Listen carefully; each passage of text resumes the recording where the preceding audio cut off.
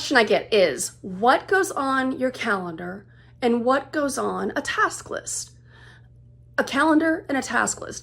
Well, a task list is a place to hold all the verbs, the things that you need to do: read, write, call, respond, follow up, construct. All those verby things go on a task list.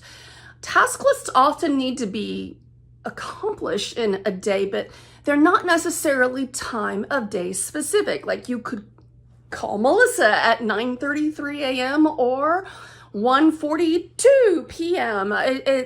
That's not what's critical to the performance of the task. It's to perform the action. By contrast, your calendar is for those time of day specific appointments and meetings.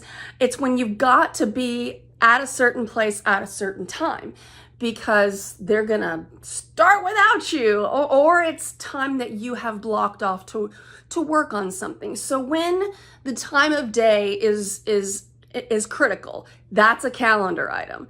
I recommend keeping these as two separate tools, and if you want to know why, check out my Oracle of Hours online course. If you'd like more information, give me a comment below or send me a DM, and I'll make sure you get it. Take care.